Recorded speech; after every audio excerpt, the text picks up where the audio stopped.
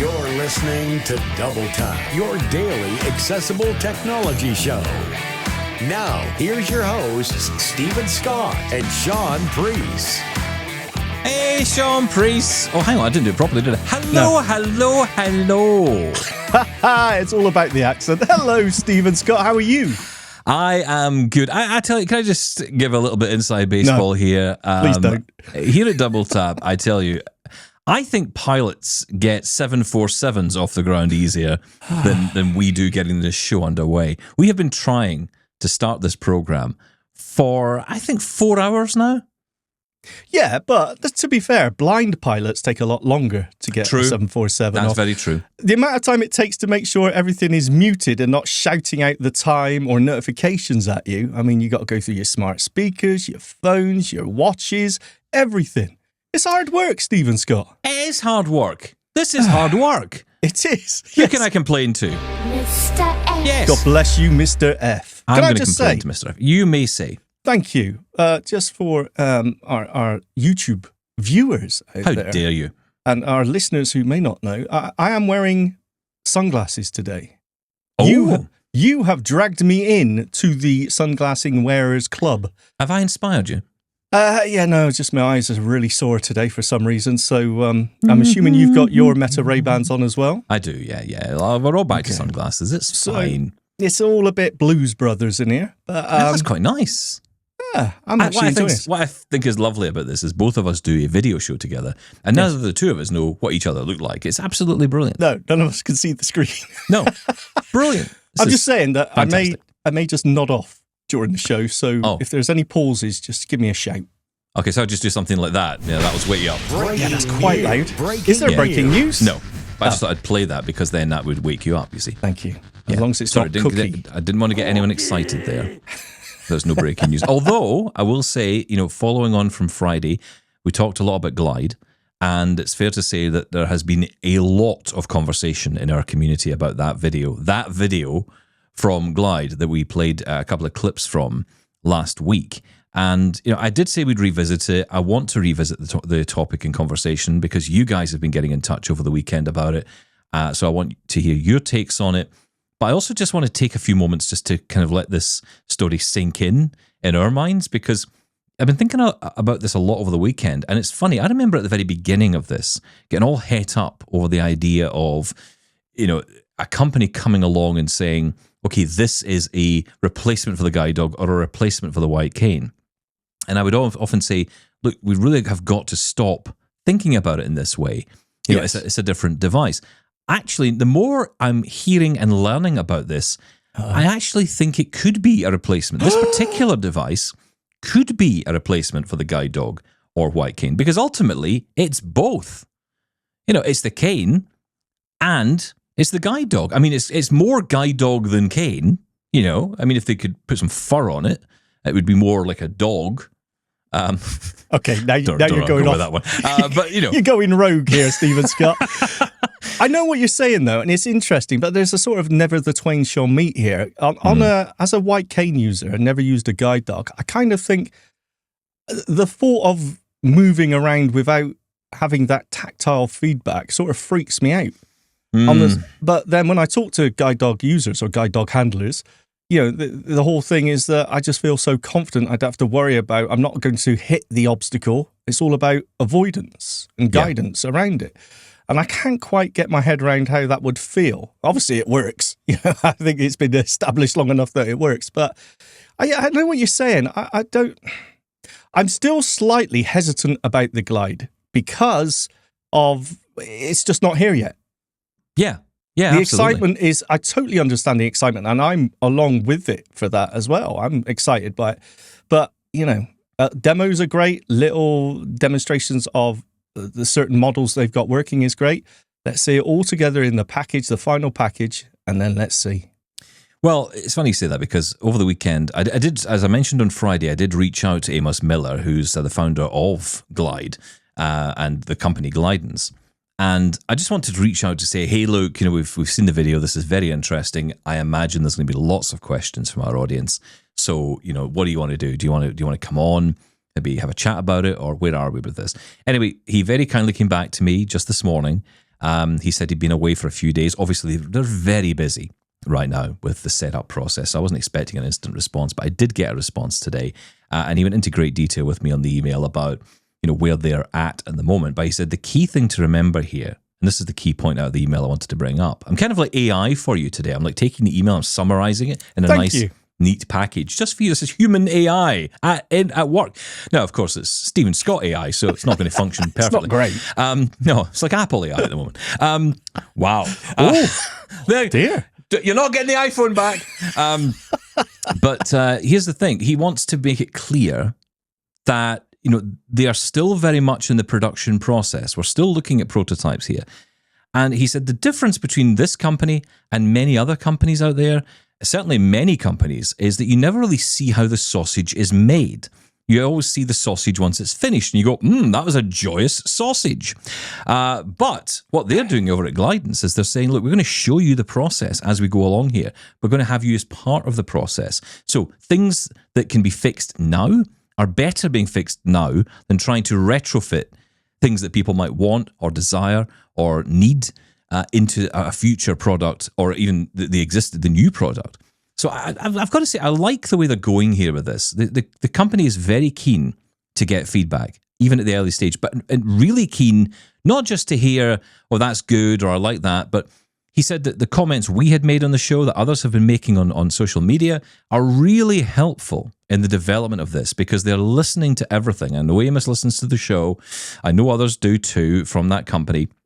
They're listening. They want the feedback from you and us so that we can say, okay, look, here's what we think about this. And the stairs question has been a big one, I think. That's of all the excitement, the stairs, I think, raises the biggest questions.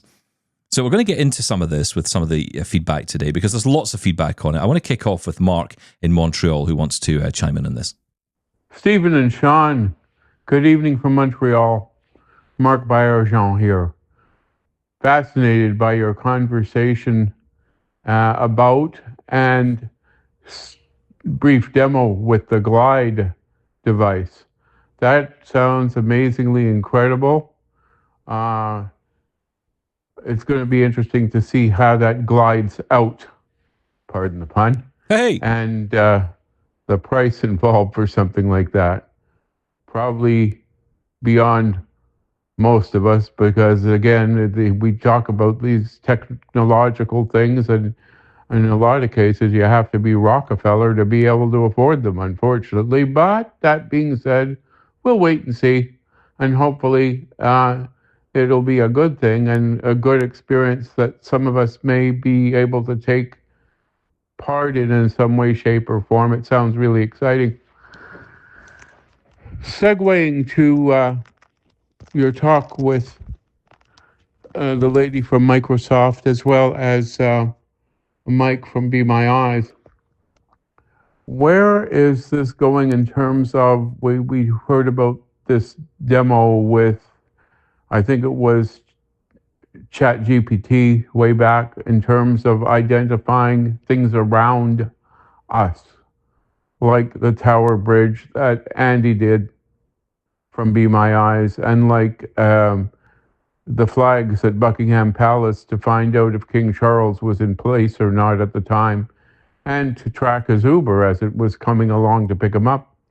And that sort of went away. The demo was out there. It was there was quite the discussion, and people were like, oh, yeah, we want this. And it was talked about maybe 2 months, maybe 3 months. What has it been now? Closer to 6 months. And that one sort of went away. Is that could that be potentially part of this new involvement between Microsoft and Be My Eyes and maybe Be My AI with respect to acquiring that information and getting it out there so that this would be more easily used for those of us in the community? I don't know. Everybody seems to have and Mike hasn't said anything about it lately at all in terms of, is it still in the cards? It's something we can expect in the foreseeable future, or has there been a snag in that whole evolvement or rollout of that feature for Be My AI? That's it for me, from Marc in Montreal. Have a good weekend and a good week, gentlemen, and always a pleasure to listen to your podcast. I enjoy it every day. Take care and all the best. I appreciate that, Mark. Thank you so much for the message. And it's a great question, right? Because we feel like we've had the taste of something incredible. Yes. And it's like, when is it coming? I know. We're all waiting. Yes. Yeah. But to be fair, what we're waiting on here is because this was all powered by OpenAI, their new live conversation, the 4.0 version, a model of their AI. So this is what's possible. That demo that Be My Eyes, that video that Be My Eyes brought out was a demo of the potential of this new model of AI. It still hasn't been released by OpenAI. Now, they are dripping it out. As I mentioned earlier, I was able to test out the real-time conversation using the free version of OpenAI, of ChatGPT on my iPhone. But it's not all the time. It's, now and again, it'll let me use it. If you're a paid subscriber, I believe you do have the option to use it. But still, it doesn't include the video, real-time video description, which is what was heavily used. So basically, everyone's waiting on OpenAI to actually release this. And it's taking a lot longer than we thought it would. Yeah, I think the issue sometimes comes in where the information comes from, right? So we heard this from Be My Eyes, so there's an expectation, I think, set that Be My Eyes is somehow in charge of this.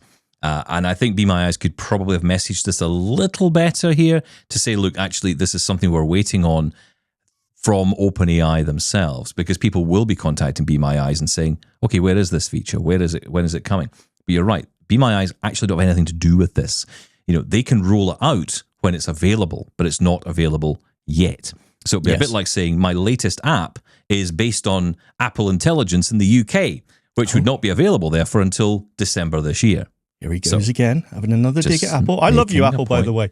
Yeah, I love them too, but I just I love get them out more. of there. I saw an article yesterday that said someone internally has apparently been speaking out and saying that Apple is 2 years behind everyone else when it comes to AI development. And that's a very interesting we don't know yet. point. Well, come on, are you kidding me? We'll see. Okay, we will see.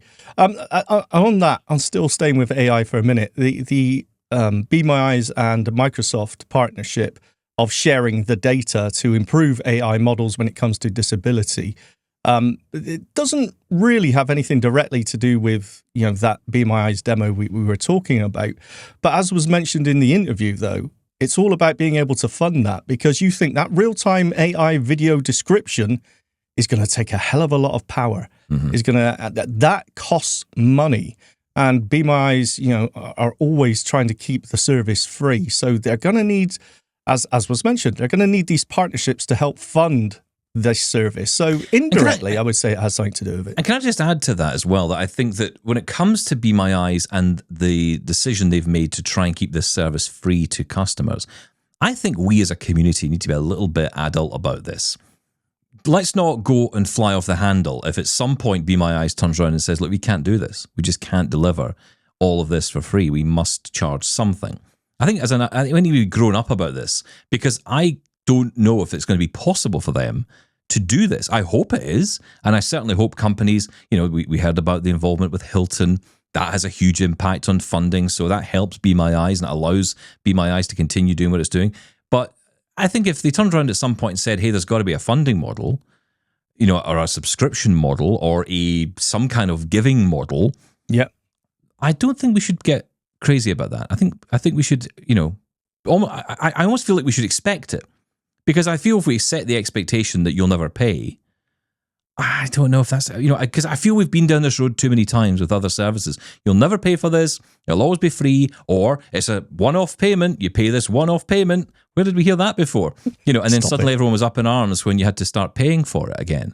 I think there's an expectation set sometimes by companies, and it's a wrong expectation. I often think, you've got to think about the long term.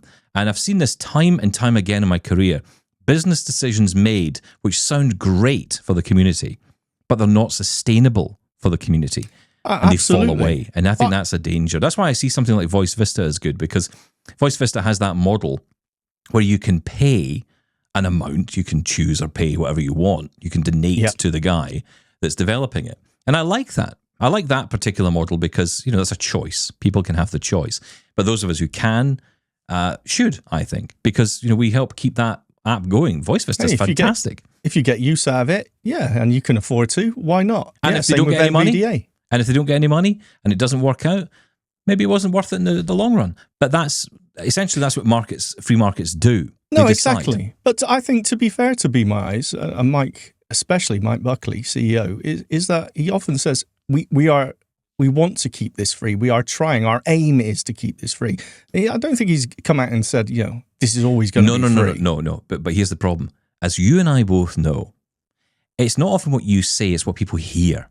Oh, yeah, of course. So people hear the word free, in control of that. And they go, yeah, I know that, but that's not what people hear. Look, you know how many times I've said something, and then I get an email from someone saying, you said this. And no, I didn't. I did not say that at all. But you heard one word that made that fit your narrative. And that's the problem. Yeah. So, it's almost like you have to almost spoon feed it sometimes to people to say, look, understand this. Yes. I would be having a good CEO. Very aggressive there, Stephen Scott.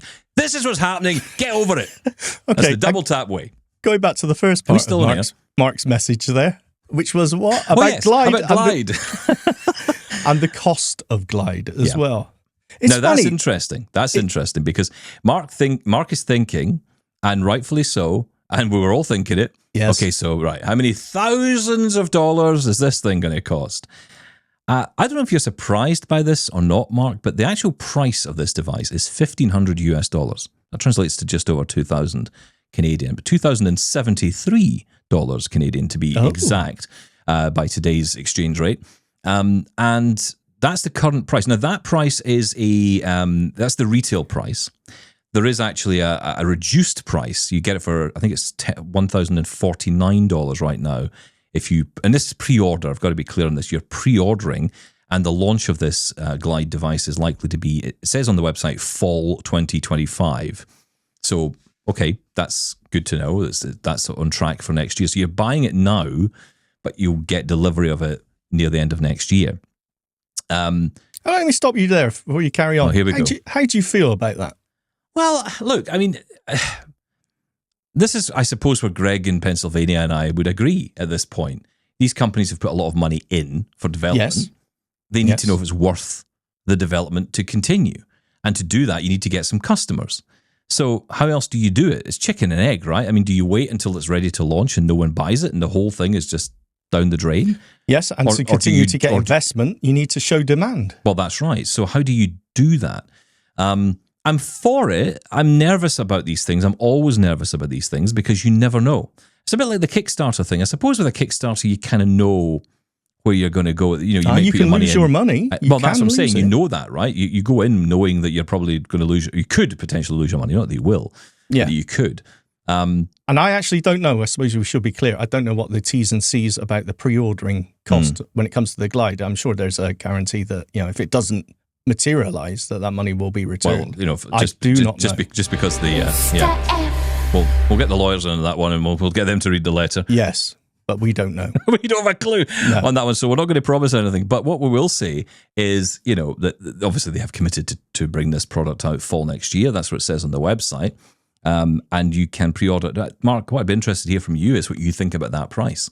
Yeah. Because I was kind of surprised. I was expecting more. It's a lot for what it is, I admit. It's a lot for a mobility aid.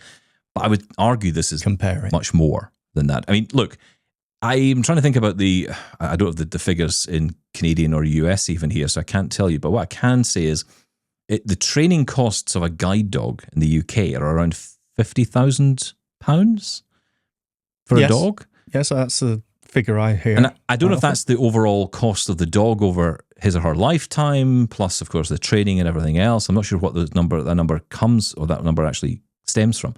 But that's the figure I hear.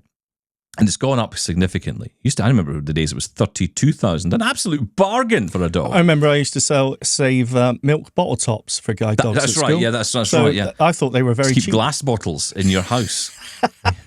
Gather enough of them. How can you compare it, coupons though? from a That's not- magazine. I remember those days. That's not a comparison, though, is it? I mean, Isn't it? Are you kidding me? no. Yes, You no, don't I'm think not you don't kidding think you. 50,000 for a guide dog Yeah. compared to It's a living sentient $1,500? being, yes, which requires Well, yeah, but hang on, sustenance. $1,500 for a device that can do a very similar role, And we're going without all of the looking after. responsibility. And, yes, absolutely. We're going right back. The guide dog I can plug in. We're going right back to the start of the conversation, or now you're saying that, hey, this is a replacement for the guide dog then. Yes.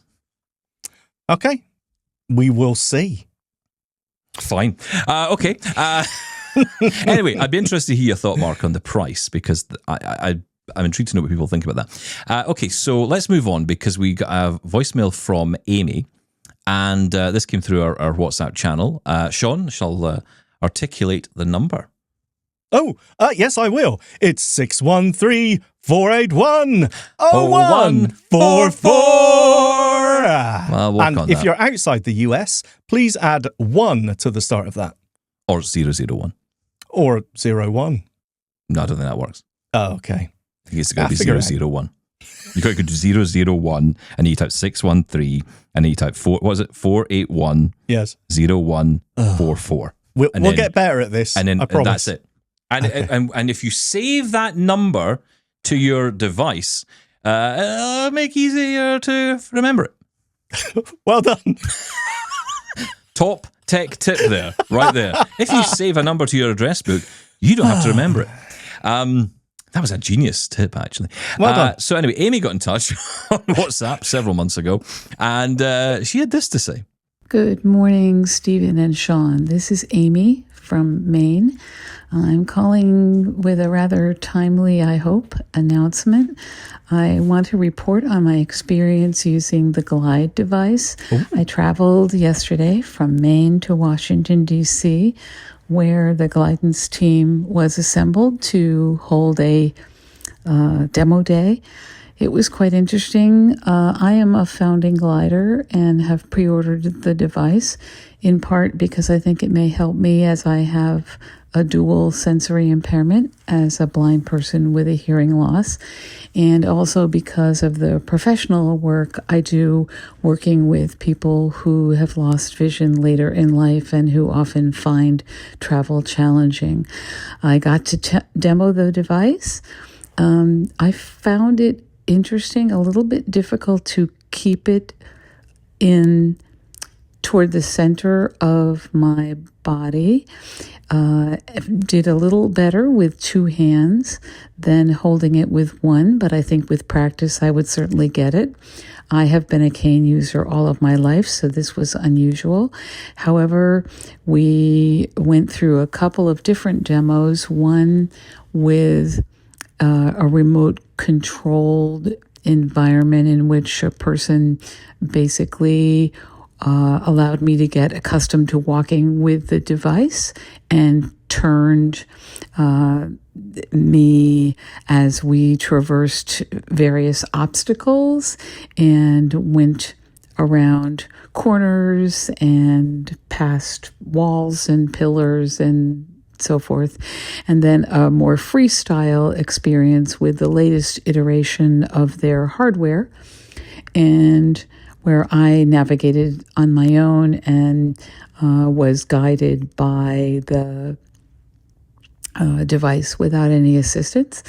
I found I could attain a fairly good speed, even at my novice level. I think this has a lot of promise. They're very open to feedback. We talked a lot about steps and my concerns that have been expressed in prior discussions following the video that they just put out. And they talked about perhaps adding an option for a cane to be attached on the side so it could be used in circumstances like steps, particularly areas where there might not be a railing, which I thought was very helpful and reassuring.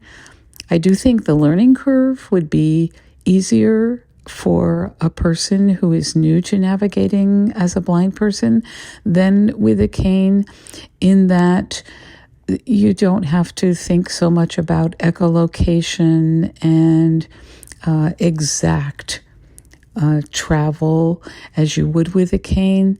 And I talked with a couple of O&M instructors who were there, and they were enthusiastic about the product. I think this has promise, and hope that you find this helpful. Again, it was quite timely.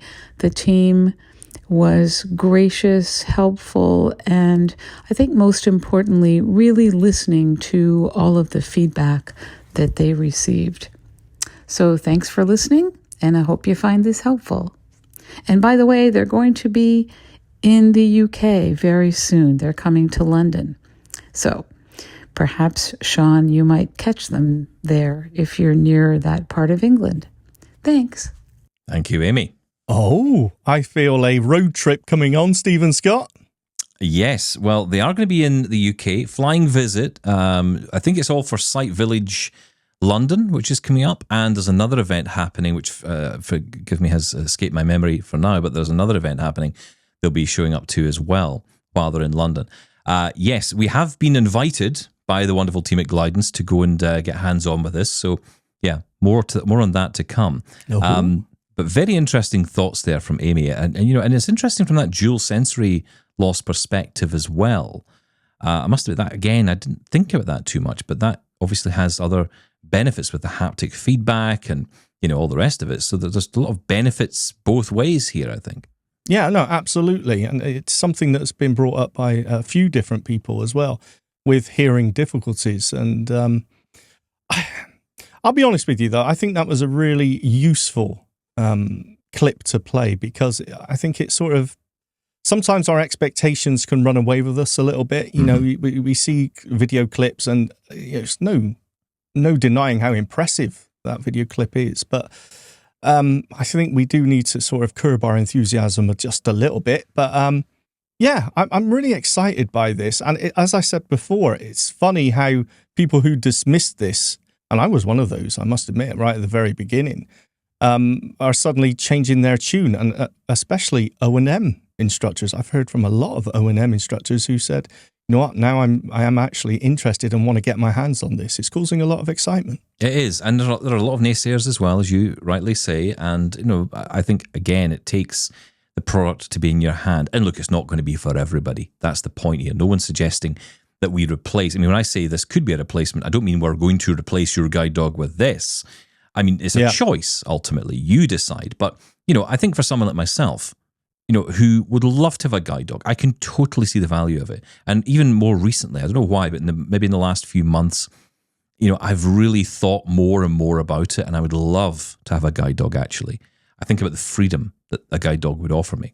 Even the challenges, even the things that put me off before don't bother me anymore, because I've got two dogs. One is a guide dog. It's my wife's guide dog, but the other's a pet dog. And all the things that used to bother me about having a dog, I'm now dealing with every day anyway. So it obviously doesn't faze me at all. So I'm thinking, well, things like, I remember the days it used to bother me if the dog would be wet and you come in, you're going, it's okay if you're going for a walk, but if you're going to work and the dog, is soaking wet and you're trying to look nice for work and you get there and you're just sodden and the dog is sodden and it's stinky dog.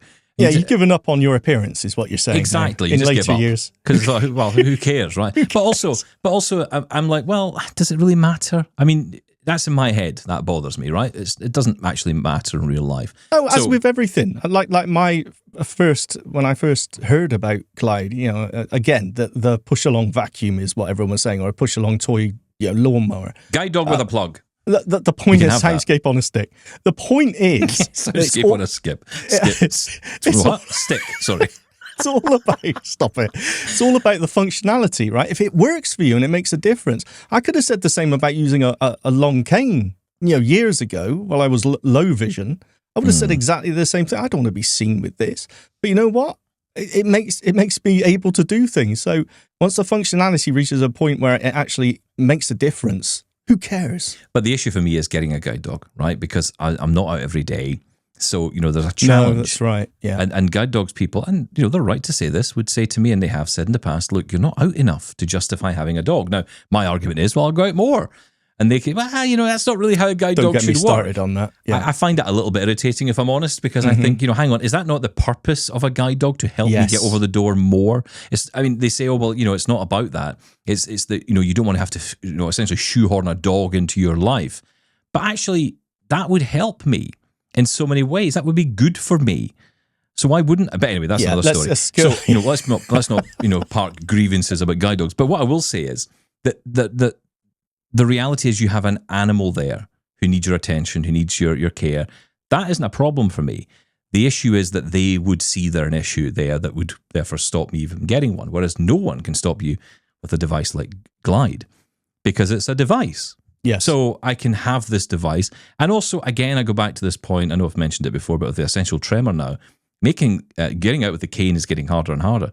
So having something I can hold on to in that way, I'm not having to hold on to and grip firmly. I can just have my hand on the handle, and either hand, actually, and walk along.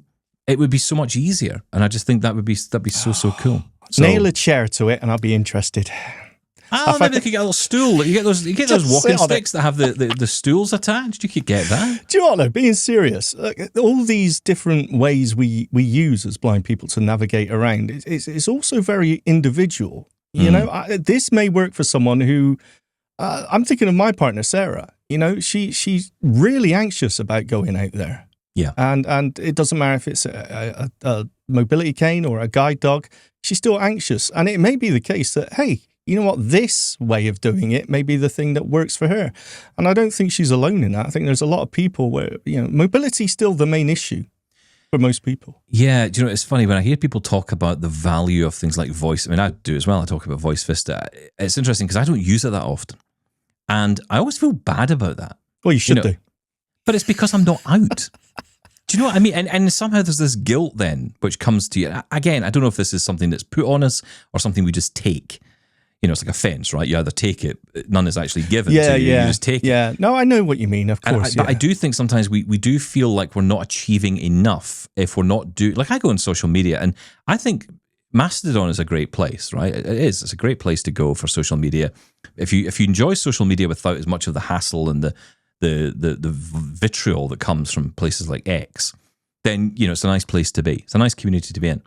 But I do feel sometimes it's a little bit like LinkedIn for blind people, in that, it's a bunch of people who are really good at what they do, and they're not necessarily bragging. They're not. There are some who do, but there's a lot who will, say, hey, I did this, hey, I did that. And sometimes you can feel less than as a result. Do you know what I mean? It's like, oh, yeah, I totally get it. But isn't insecurity part of the blindness thing anyway? I know for me it is. I always feel not worthy, or like, I'm not sure I could do that. Yeah. So maybe, I don't know. It's always funny, though, how other people perceive what you can do to how you perceive, your abilities. It's always...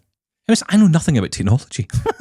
Anyway, moving on. Right, so after our experience this morning, I think we both could say that. I think the best bit of this morning was both of us saying at the same time, so how does this Windows thing work? Yes. It was kind of like exactly where we were this morning. We're we were all trying the to get same. WhatsApp to do its thing, and I'm using different scripts to you and all this carry on. And then it's funny, right? See, when you do something, when you actually achieve, and it can be minor, but you just feel great.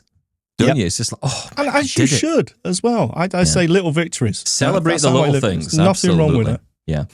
Now, you mentioned earlier about Amy and Jewel. Amy mentioned... yes, that's right. Amy did say about... I'm getting the names mixed up. Amy mentioned dual sensory hearing loss, of course, as well as visual impairment. Well, yes. Joy also picked up on this in a WhatsApp message that she sent in. Hi, this is Joy Tilton. I'm generally impressed with the concept of the Glide, as someone who has space perception issues due to being not only totally blind, but having literally only one ear. I keep hearing that the deaf-blind can use this device as well. So, my concern is, when it comes to something like street crossing, I would think there should be a way for the cameras to keep an eye out for when it's safe to cross and letting us know either through vibration and / or voice signal stating it's safe to cross. And just because the light changes, it does not mean one can just cross right away, because you're going to have someone doing a right turn on red. We've got more to pay attention to, than just the audible lights, wherever they may be. So, for someone like me who is half deaf, to someone totally deaf and blind, what sort of accommodations would be put in place? I love the fact that this could help us chronic viewers walk a straighter line. I've pretty much given up on going on walking adventures in my town, due to the fact there are too many aggressive drivers out here. On another subject, I think it would be a good idea if one can personalize their glide. I say this as I am hearing Amos say, "Hey glide," to get her attention. What if one's in a room with more than one glide? There should be an option where one can name their glide, or it recognizes only your voice, or something. That way when one says "Hey glide," you don't have two or more responding to you. Joy, thank you for that. And just for clarity, Shaun ran that through some TTS, text-to-speech, so we could audibly hear that message. Yes. So thank you for doing that, Shaun. But just to say, this is why it's so vital you send in these messages, because Amos is listening to this and his team are listening to all this feedback. And, you know, I can imagine him sitting back right now, stroking his chin going, that's a good idea. So again, this is why now it's so important we have these conversations. So these are questions we will definitely put to Amos when he's coming on, because he did say in his email to me today that he will come on again very soon. Likely early November will be the earliest point he can come on. So yes, we will definitely be speaking to him, but we'll put these questions to him. But like I say, keep the feedback coming through here as well, because they're listening and they're taking notes. They are really interested in making this work for us. But crossing the road, honest to God, it is getting harder and harder these days, because I don't know what it is. You're absolutely right about drivers. Something has changed in the way people drive. There is an aggression, but there's also an ignorance now with driving. I remember the days when I could go up to a cross point, and even if there was no traffic lights and I was trying to cross the road, which is not obviously advisable, but where I live, there's no choice because we don't have traffic lights. Yes. Cars would stop. They would stop. Someone would stop and say, "Go for it, please." Nothing now. I don't get any of that at all. I don't and I buy just find that that so a little much. bit. Well, I mean, that's my experience. So what are you saying? You say my lived experience is wrong? Yes, I am. Fine. Yes. No, I'm saying your lived experience is your lived experience, and you can't expand that outside that. I mean, because yes, I can. I'm going to generalize and say all drivers are terrible. Okay. And all cars should be driverless tomorrow. Come on, Elon, get your finger out, get these cyber cabs I kind rolling. of agree with that. I'm in the same boat. There's a crossing near me with no, it's not a pedestrian crossing. There's just an island in the middle of quite a busy road. Yeah. And I'm relying on the other people. And yeah, you do need to be careful. But that's kind of the point when it comes to Glide and any other technology. I don't think any company is going to take on the responsibility of saying, yes, it's safe to cross. We do need to rely on our own senses that we have and the training that we have to take that first step onto a road. I don't think any company is going to risk that liability. No, you're so right. No company's going to do that. No, they're not. They will want to give you information. It's like Aira. I remember when Aira had Envision, or through Envision glasses, people were thinking, well, that's great because Aira agents can tell me when it's safe to cross the road. And Aira agents were very, no, we don't do that. Yes, no, a sudden internet glitch. And exactly. A car that's the road's clear. And the next minute there's a truck on top of you. So yeah, that is a very difficult thing. We're not there yet. We still have to use our orientation and mobility skills. And it's funny because the other day, in fact, yesterday, I was out with the dog and it was a really windy day. We had the tail end of Storm, whoever her name was, who came from America. Yes. Thank you, America. Thank you for that. It was really kind of you. You've given us some wonderful stuff over the years. KFC, Apple, but all fruit-based and chicken-based. But chicken and apple, chicken and fruit. That was my favourite things from Apple. There's the episode title for today. There you go. There we go. Glide, chicken and apples. Anyway, so don't know where we were going with that. Yeah, so there I am out with the dog, and it's so windy, and that's my hearing sense gone, right? I just can't tell if it's safe to cross a road. Yep. So in the end, I was taking the dog for a walk, and my intention was to go one way, which would involve a crossing. I ended up going a different way to avoid, so I could do a circle route almost, just so I didn't have to cross a road. And there was one point where I had to cross. Before you get to the house, there's a little bridge. It's like I'm in a fairy tale, but and there was a troll underneath it. You had to answer three questions. Give him some food. Riddle me this. Yes, that's right. Elon was under the bridge, and so I crossed the bridge, crossed Elon Musk Bridge, and got to the house. And the bridge there's no walkway, there's no pathway at all. It's just there's nothing there. It's just a little bridge, and cars are obviously coming and going. and I just couldn't hear the cars coming. And, I'm sort of walking, with my head to the side. Head like to the this, side, and head keep to the the wind side. out of your ears, yes. Yeah, exactly. Trying to get some kind of semblance of sound. But of course, wind, car, and of course, if it's an electric car, you've no chance. Yeah, forget it. Because they are just a gust of wind. Yeah. But yeah, it's kind of all these things with the drivers and the... life's great, isn't it? Okay, thank you for that, Joy. Wow. Appreciate Yes, that. thank you, Joy. You make us think of all kinds of interesting things. Also, Gordon got in touch on the Glide question as well about his thoughts. I'm coming round to this device. Who cares if it looks like a vacuum cleaner if it can do all that? I'm a bit concerned about negotiating stairs carrying it. That might put me off. Other than that, gimme. Gimme. Gimme. You're not alone on that, as I said. I think, I don't know what it was about that last video that got so many people so excited over the previous demos and videos that we've seen. Well, I think this time we saw it in action properly. I think this was the first time we saw someone out using it, and seeing more features in real life. That's what we want to see with these things. It's not. Yeah. It's like concepts are great, but actually we want to see the thing in action. It's like it's kind of very else. True. Yeah. Listen, what we're going to do today, when we publish the show on YouTube, for those of you who are on YouTube, there'll be a little extra for you because we're going to add on an extra video today, which is actually an interview we did with Amos Miller, the most recent one, which kind of explains the whole thing. So if you're new to Glide, you have no idea what Glide is, you've heard us talking about it, and you want to get a bit more in depth, well, listen to that interview. It's coming up on YouTube in the next episode. We'll publish that today just as a little bit of an extra. It's part of our new Double Tap interviews series, which I've just decided to do at the weekend. So there you go. That's how it works over here at Double Tap. We just come up with an idea and we just throw it out there. Untested, unwanted. That's Double Tap. And we try and make it work. Yes. Okay. Yeah. Well, good luck with that. Thank you. Yeah, and I can commit to that because I did it this morning. You see, I didn't just think about it. Done. It's not one of those, I'll do it later. Yes. I've actually done it. Okay. Because it didn't actually involve any work. It did the interview already. Nice. Well done. Right, let's move on. Do you want a badge or something? Yes. What are you waiting for? Well done, Stephen Scott. Okay, so let's move on because we get so many emails and voicemails. We, of course, kept the phone number alive, and we will continue to keep the phone number alive as we now have WhatsApp. You can still call us on our usual number, 1-877-803-4567. You can also email us, feedback@doubletaponair.com. You can continue to send us emails. They'll continue to be read by Laura. You can also send in your voice clips or video clips or anything you want. Send it to the email address and the phone number, as well as WhatsApp, which you can continue to send messages and video messages to as well. And John got in touch because he wanted to respond to that announcement. Good morning. My name is John Westrop. I live in the Eastern Shore of Maryland. I'm very glad I found your show again.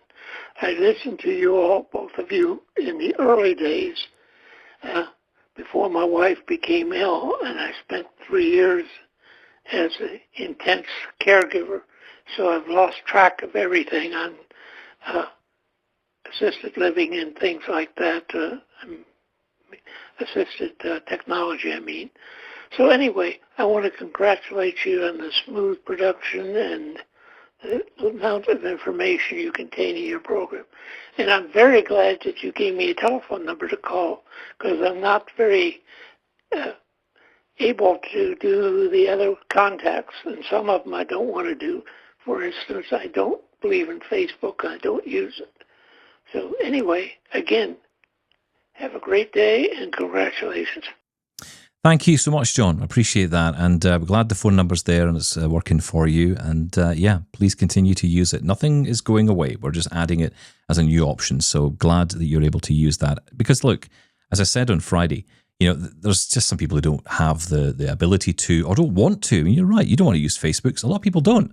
I get it. So, that's why you have choice and ways to get in touch. It's very, very timely that, because I asked you, Stephen, the other day, are we going to get rid of the voicemail then? Because we have WhatsApp. We don't need it anymore. Yeah.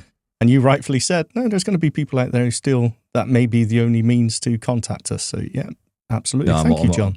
It's maybe a dying art form. Yeah, phones, yeah. but not here at Double Tap for sure. That will be as available as long as phones are available. Fun. Fun. I like saying that. Fun. You just don't like my accent, or maybe you do. I don't know. Do you like my accent? Oh, it's lovely. Feedback at doubletaponair.com. Do you like Stephen's accent? I feel very needy today. I don't know what's wrong with it. I feel like I need a cuddle by the end of this program. Right, let's move on. Brian has been in touch on the subject of InnoSearch. Remember InnoSearch? This was the website that you could buy. You did the accessible shopping. Yeah, it was you can buy various products via their website, but coming from places like Amazon or other places. Well, Brian's been checking it out. Hi, Stephen, Shaun, Laura, and tappers everywhere. I'd like to share some feedback on InnoSearch, the AI-assisted e-commerce platform that was introduced on September 18th show. After initially hearing about the service from Carrie on accessibility, I began using InnoSearch near the end of August and have used the site quite a bit in the ensuing 3 weeks. In addition to 7 orders, I have done a few demonstrations to smaller audiences to show off the simplicity and efficiency of InnoSearch. Additionally, I have compared nearly 100 items on InnoSearch to their retailer's listed price from their official website. 99 times, InnoSearch had the better price. The other time, the prices were equal. As InnoSearch handles shipping and returns, I do miss the traditional alerts that I receive from the Amazon ecosystem, but InnoSearch uses timely email notifications to share shipping updates, and furthermore, every order I have placed has arrived the same day or following day. I'm sure that living in a metro area has some influence there. What I've come to appreciate about InnoSearch is the clean and efficient design, even as an experienced screen reader user. Navigation is very fast, and there is little clutter. Accessing the AI functions are very intuitive, and good usage of varying header levels makes navigation even easier. While I have no vision, several of my low vision students have remarked that the interface is appealing and honours proper scaling and colour inversion schemes. The AI chatbot is remarkably helpful, from determining how many USB ports were present to listing all the different colours of an 8-pack of serving trays. It is great for asking how an item compares to similar models or performing photo interrogations, and because the interface is so easy to navigate, doing research on items is a breeze. InnoSearch really does find the best deals out there. For example, I was researching mini bump-ons for a student and saw that I could get a pack of 20 for roughly $4.50, about half what I usually pay on Amazon. So it looks like everyone is getting bump-ons as Christmas stocking stuffers this year. Just to see what would happen, I just did some searches on grocery items. I looked for peanut butter, strawberry jelly, wheat bread, eggs, 2% milk, and 3 pounds of ground beef. It found all the items from a mix of Walmart and Amazon, and of course the prices were great. For example, $11 for 3 pounds of 80% lean ground beef. We've been waiting around for practical applications of AI since GPT-4 was announced, and I certainly believe that InnoSearch is just that for our community. Brian Clark in Indianapolis. Thank you, Brian. Also, thank you to Brian in particular for all the emails that he sends, and we don't get a chance to play them all out here, but he's in regular contact with us, and that is fantastic. But yeah, really good to hear you're enjoying InnoSearch. I don't think it's available here yet. I know it's launched in Canada. Yes. I don't think it's launched in the UK yet, but we are definitely going to be playing about with that because, look, accessible shopping is one of the kind of last areas. It's like your dishwasher and your washing machine in the kitchen. You're like, still some issues there, but you're trying to find accessible ways to do things, almost non-visual ways of doing things. So if you have vision like me, I'm in that like a precipice thing where I'm like, I really don't want to be using what's left of my vision because it's not a pleasant experience to do it. But there are times you have to, so you kind of have to take the pain to get the gain, which doesn't really work for me. It's just about making it easier, right? I mean, I can use Amazon. I can use the Amazon app quite happily. It's accessible enough. I can jump through headings. But you know what? It's not laid out specifically to make it easy for me. I manage, but if there's a service out there that makes it even quicker and easier to navigate and do my shopping, why not? I'm really glad you tried this out though, Brian, because I was a little bit unsure when we spoke to them how useful it would actually be compared to an accessible app from the other suppliers. But the points that you raised there are fantastic, so thanks for that. Moving on to Greg, who's got a comment about unlabeled buttons in the Photos app on iOS. Hello, Double Tappers. I just recently started listening to the podcast after getting myself an iPhone 15 Pro Max at the beginning of the month. Great. Double Tap was recommended to me by a few people on Mastodon, and I've been enjoying it so far. Hey. I wanted to share a tip on how to get rid of those pesky unlabeled buttons that appear in the Photos app on iOS 18, assuming this works for iPadOS 18 as well. To start, open the Photos app and scroll down all the way to the bottom until you find the Customize and Reorder button. Once you've found that, double tap on it so the Customize and Reorder page appears. When on that page, find the option labelled Pinned Collections. It should be selected by default, and double tap it to deselect it. Once it's deselected, go to the top of the page and double tap Close. You'll be taken back to the main page of the Photos app, and you'll notice that the Pinned Collections section will be gone, as well as those pesky unlabelled buttons. Here's hoping that fixed the issue for everyone until Apple remembers to properly label those buttons like they should have in the first place. Greg, in Washington, USA. Thank you, Greg. Appreciate that. That's always good. Great tip.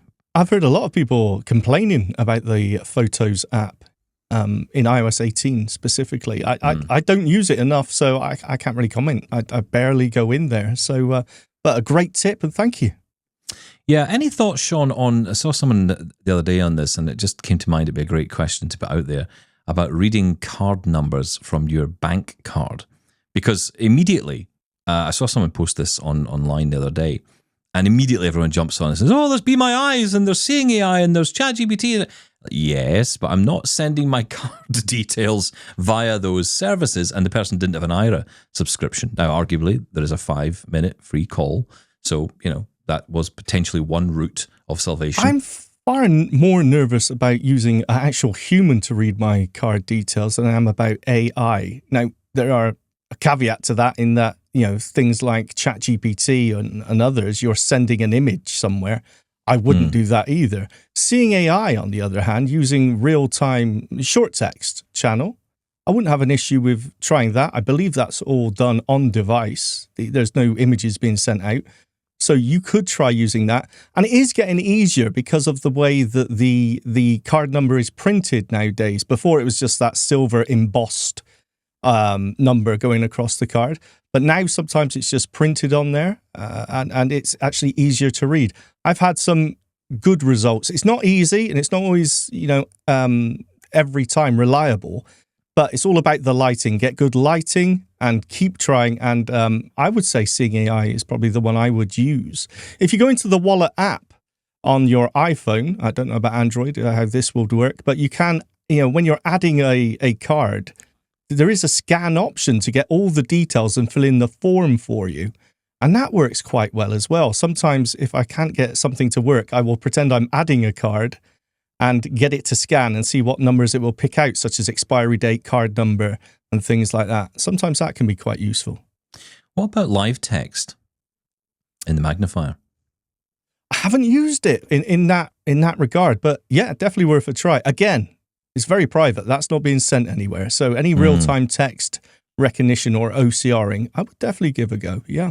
Yeah, okay. Just thought I'd put it out there. Anyone, any thoughts, do get in touch. Ronnie's been in touch.